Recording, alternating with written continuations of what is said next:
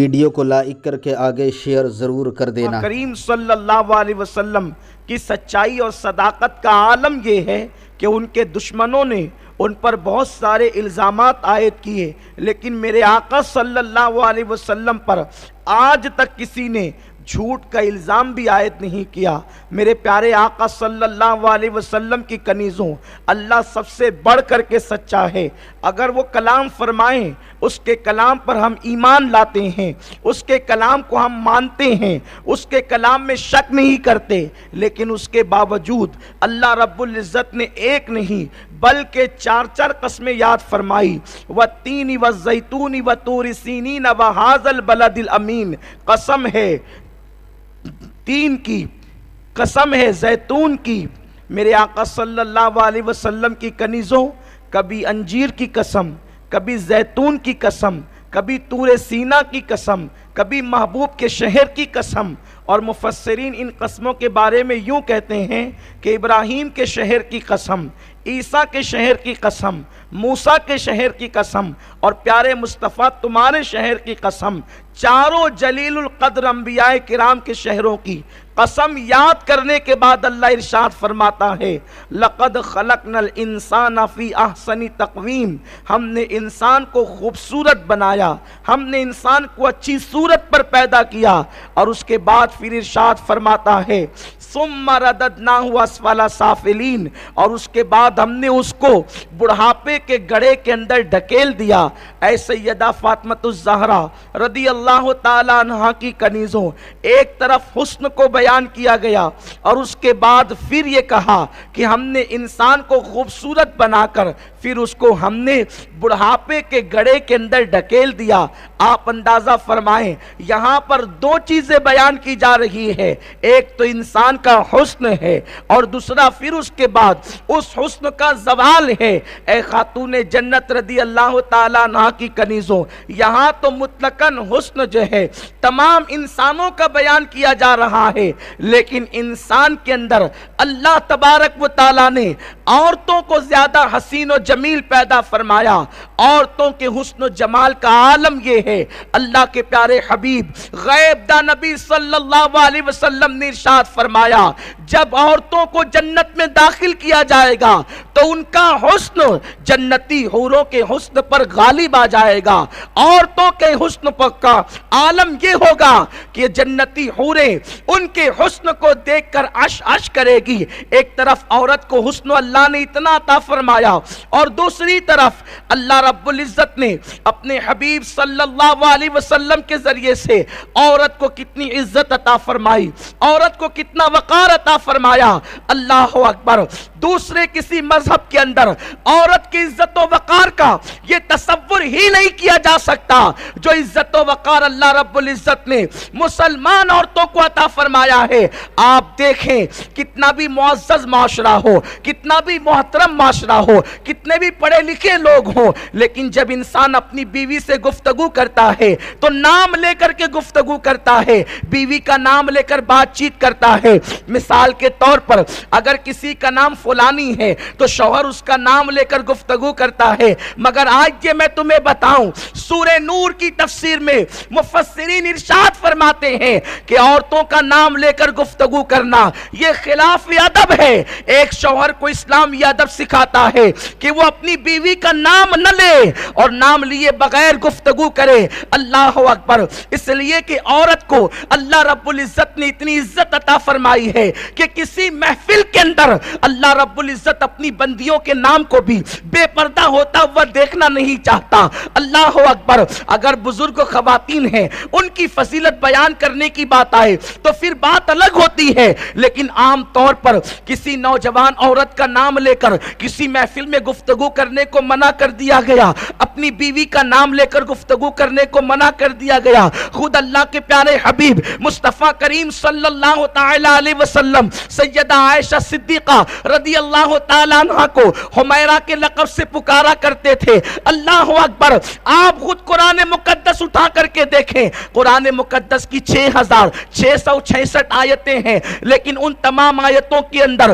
آپ کسی عورت کا نام نہ دیکھیں گے سوائے ایک عورت جناب مریم کی، اور کسی کا نام آپ کو نہیں ملے گا، جبکہ مصر کی عورتوں کا ذکر بھی آیا، لیکن کیا تذکرہ کیا گیا؟ اشاروں کے ساتھ۔ سورہ نور کے اندر اما عائشہ کا ذکر کیا گیا اشاروں کے ساتھ۔ اسی طریقے سے آپ دیکھیں اور بھی خواتین کے تذکرے آئے اشاروں کے ساتھ، لیکن اللہ اکبر، میرے آقا صلی اللہ علیہ وسلم کی کنیزوں کسی عورت کا تذکرہ نام لے کر کے نہیں آیا، صرف ایک عورت کا تذکرہ نام لے کر کے آیا، ایک عورت کا ذکر نام کے ساتھ آیا، وہ جناب مریم سلام اللہ علیہا ہے۔ اللہ اکبر، مفسرین ارشاد فرماتے ہیں جناب مریم کا نام بھی اللہ اکبر شاید قرآن مقدس کے اندر نہ آتا، اس لیے حضرت مریم کا نام آیا۔ نام آنے کی وجہ یہ تھی کہ حضرت مریم کے بارے میں لوگوں نے کہا مریم تو اللہ کی بیوی ہے، مریم تو اللہ کی جورو ہے۔ اللہ اکبر، تو میرے اللہ نے قرآن مقدس کے اندر مریم کا نام لے کر کے ذکر کر دیا اور لوگوں کو بتا دیا اگر مریم خدا کی بیوی ہوتی تو اللہ اس کا نام لے کر کے ذکر نہ کرتا، وہ خدا کی بیوی نہیں ہے، اسی لیے اللہ رب العزت نے اس کا نام لے کر کے ذکر کیا ہے۔ میرے پیارے آقا صلی اللہ علیہ وسلم کی کنیزوں، اب اس بات سے اندازہ لگاؤ جو مقدس مذہب عورت کے نام کو پردے میں رکھنا چاہتا ہو، وہ مذہب مقدس عورت کی ذات کو کس قدر پردہ عطا کرنا چاہتا ہوگا، وہ مذہب عورت کو کتنا چھپانا چاہتا ہوگا۔ اسی لیے اللہ کی مخلوق کے اندر نسوانیت کو عورت کے نام سے نوازا گیا ہے۔ عورت کا مطلب ہوتا ہے جس کو چھپایا جائے، چھپانے کی جو چیز ہو۔ اے خاتون جنت رضی اللہ تعالیٰ عنہ کی کنیزوں، ایک طرف حسن دیا، اس کے بعد عزت بھی عطا فرمائی، لیکن کتنے افسوس کا مقام ہے جن عورتوں کے نام کو میرے اللہ نے قرآن میں ظاہر نہیں فرمایا، جن عورتوں کا تذکرہ نام لے کر اللہ نے قرآن میں ظاہر نہیں کیا۔ حضرت مریم کی ماں کا ذکر کیا جاتا ہے تو عمران کی بیوی کہہ کر ذکر کیا جاتا ہے، مصر کی عورتوں کا ذکر کیا جاتا ہے تو اللہ اکبر مصر کی عورتوں کے حوالے سے کیا جاتا ہے، زلیخا کا ذکر آتا ہے عزیز مصر کی بیوی کے حوالے سے آتا ہے۔ اسی طریقے سے اٹھا کر دیکھ لے آسیہ کا ذکر آتا ہے، فرعون کی بیوی کے حوالے سے آتا ہے۔ اشاروں میں قرآن بیان کر رہا ہے، اتنی مقدس کتاب کے اندر اللہ نے عورتوں کا نام اس لیے نہیں لیا تاکہ لوگوں کو پتا چل جائے جب نام چھپایا جا رہا ہے تو ذات کتنی چھپانے کی چیز ہے۔ لیکن اسی مذہب کی ماننے والی عورتیں کبھی اپنے حسن کی نمائش کر رہی ہے، کبھی اپنے بالوں کی نمائش کر رہی ہے، کبھی بے پردہ گھروں سے نکل رہی ہے۔ اللہ اکبر، کالج کے نام پر، کوچنگ کے نام پر، پارکوں میں گھومنے کے نام پر، آزاد خیالی کے نام پر، اور اللہ اکبر طرح طرح کے خرافات میں مبتلا ہو رہی ہے۔ میرے پیارے آقا صلی اللہ علیہ وسلم کی کنیزوں، یاد رکھو اپنے حسن کی نمائش ایک عورت آخر کب تک کرے گی؟ حسن کب تک تمہارا سلامت رہے گا؟ کھلتا ہوا پھول اور شام کو اس کے بعد مرجھانے والا پھول تمہیں یہ دعوت فکر دے رہا ہے۔ جو اللہ ایک کلی کو صبح کے وقت مسکرانے کا شعور عطا کرتا ہے اور شام کے وقت وہ پھول جو ہے وہ مرجھا جاتا ہے، ایک دن تمہارا حسن بھی مرجھا جائے گا، ایک دن تمہارے حسن کو بھی زوال آئے گا۔ جو اللہ نکلتے ہوئے سورج کو زندگی دیتا ہے اور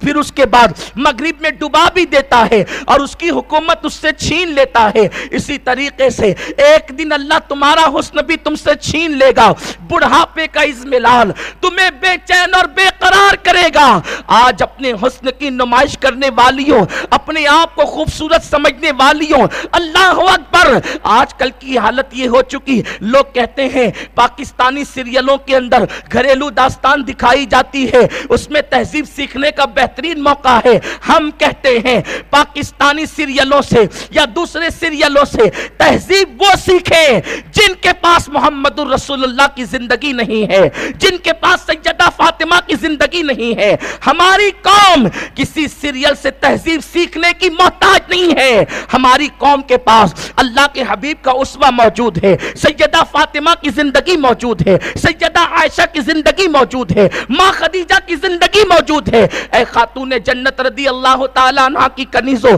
اللہ اکبر، یہ سیریل ہی کی نحوست ہے کہ نوجوان بچیاں یا شادی شدہ عورتیں اب اس طرف بڑی ہے جس کا ہم کبھی تصور بھی نہیں کر سکتے تھے۔ اللہ اکبر، باتیں بار بار روز روز سننے میں آتی ہے، کئی اخبار میں چھپتی ہے، کبھی ٹی وی چینلوں پر جو ہے نیوز بن کر کے آتی ہے کہ اللہ اکبر فلاں لڑکی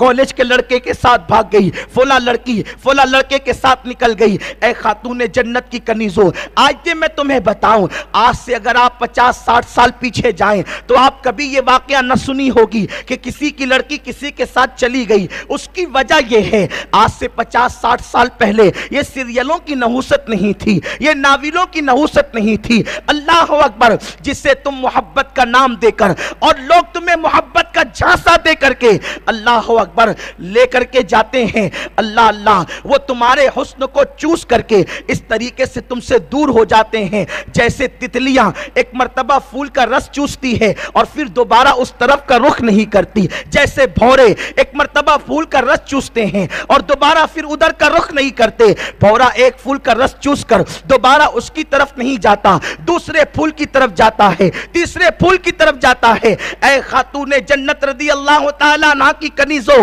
تم کبھی نہیں دیکھو گی کہ کوئی لڑکی کسی کے ساتھ گئی ہو، اس کے بعد اس نے سماج میں عزت پایا، اسے وقار مل گیا اور اس کی زندگی جو ہے امن و سکون کے ساتھ گزری ہو۔ اللہ اکبر، لے جانے والا اپنے ماں باپ کا باغی ہوتا ہے، اور جو انسان اپنے ماں باپ کے ساتھ بغاوت کرے وہ کسی کے ساتھ کبھی وفاداری نہیں کر سکتا، وہ بے وفا کبھی کسی کے ساتھ وفا نہیں کر سکتا۔ اے خاتون جنت کی کنیزوں، بھاگنے والی لڑکیوں کی زندگی کبھی جوانی کے بعد سکون سے نہیں گزری۔ ہاں البتہ شادی شدہ لڑکیاں جو ماں باپ کے تجربات کی روشنی میں شادی کرتی ہے ان کی زندگی پرسکون گزرتی ہے۔ میں آپ کو بتاؤں، بھاگنے والی لڑکیوں کے نام سے آپ کوئی عمارت نہیں دیکھیں گے، لیکن ماں باپ کی مرضی سے شادی کرنے والی بچیوں کے حوالے سے آپ دیکھیں گے کہ کبھی ان کے نام سے تاج محل بن رہا ہے،